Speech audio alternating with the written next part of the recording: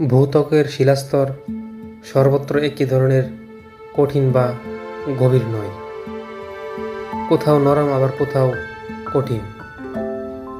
কোনো কোনো সময় ভূগর্ভের চাপ প্রবল হলে শিলাস্তরের কোনো দুর্বল অংশ ফেটে যায় বা সুড়ঙ্গের সৃষ্টি হয়।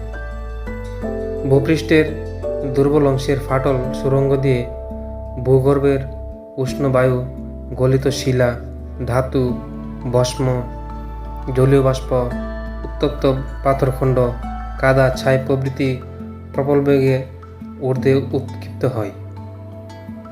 ভূপৃষ্ঠে ওই ছিদ্রপথ বা ফাটলের চারপাশে ক্রমশ জমাট বেঁধে যে উঁচু মোচাকের আকৃতির ন্যায় পর্বত সৃষ্টি করে তাকে আগ্নেয়গিরি বলে। আরও সহজ করে বলা যায়, আগ্নেয়গিরি হলো বিশেষ ধরনের পাহাড় যার ভেতর দিয়ে ভূ অভ্যন্তরের উত্তপ্ত ও গলিত পাথর, ছাই এবং গ্যাস বেরিয়ে আসতে পারে। এটি একটি ভৌগোলিক প্রক্রিয়া। কোনো কোনো ফাটল বা ছিদ্রপথ দিয়ে ভূগর্ভস্থ গরম বাতাস, জলীয় বাষ্প, গলিত শিলা, কাদা, ছাই, গ্যাস প্রবল বেগে বেরিয়ে আসে। নির্গত এই সকল পদার্থ ভূপৃষ্ঠের শীতল বায়ুর সংস্পর্শে এসে দ্রুত ঠান্ডা হয়ে কঠিন আকার ধারণ করে, যার কিছুটা ফাটলের চারপাশে এসে ধীরে ধীরে জমা হয়ে মৌচাকের আকৃতির ধারণ করে। তখন একে আগ্নেয়গিরি বলা হয়।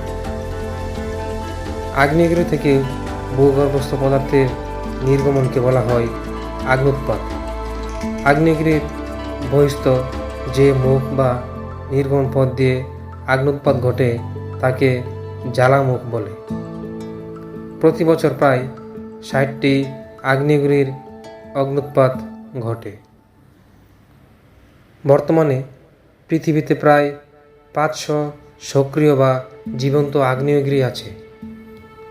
যেই সমস্ত আগ্নেয়গিরি থেকে অগ্ন্যুৎপাতের কোনো সম্ভাবনা নেই তাদেরকে মৃত বা নির্বাপিত আগ্নেয়গিরি বলে। এছাড়াও বর্তমানে সক্রিয় নয় কিন্তু ভবিষ্যতে অগ্ন্যুৎগীরণ করতে পারে এমন আগ্নেয়গিরিকে সুপ্ত আগ্নেয়গিরি বলে।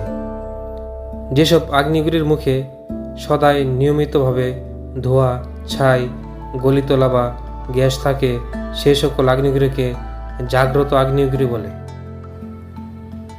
ভূত্বকে ফাটল দেখা দিলে, ভূত্বকের কোনো দুর্বল ছিদ্রপথ থাকলে কিংবা ভূগর্ভের তরল শিলা ও চাপ বৃদ্ধি পেলে অগ্ন্যুৎপাত হতে পারে।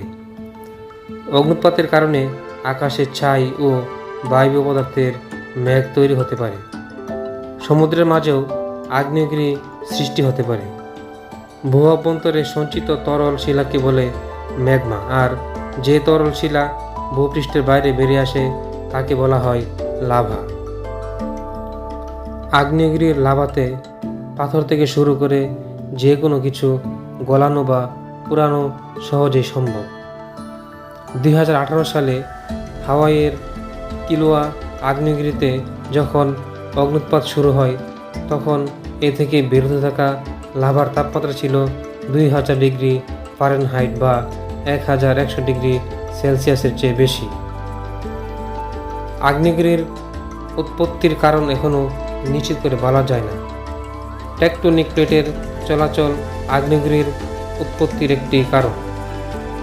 সাধারণত পৃথিবীর কঠিন বহিরাবরণ কয়েকটি অংশে বিভক্ত থাকে।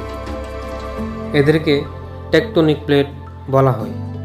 টেকটোনিক প্লেটগুলো ম্যাগমার উপরে ভেসে থাকে এবং প্লেটগুলো চলাচল করতে সক্ষম। এই প্লেটের চলাচলের ফলেই ভূমিকম্প বা আগ্নেয়গিরির সৃষ্টি হয়। ওই প্লেট ক্রমাগত খুব আস্তে আস্তে চলাচল করে, কখনো একে অপরের কাছে বা কখনো দূরে চলে যায়।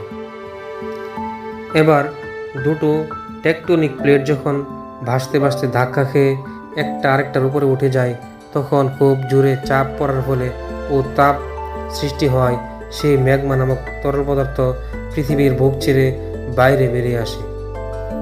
ম্যাগমা যখন বেরিয়ে আসে তখন তার নাম হয় লাভা। তারপর অনেক লাভা উদ্গীরণ হওয়ার ফলে তৈরি হয় আগ্নেয়গিরি, যেখান থেকে আগ্নেয়গিরি বের হয় তাকে পাহাড়ের মতো দেখায়। আসলে লাভা বের হতে হতে পরে তা ঠান্ডা হয়ে পাথরের মতো শক্ত হয়ে গেলে এটা পাহাড়ের মতো দেখায়।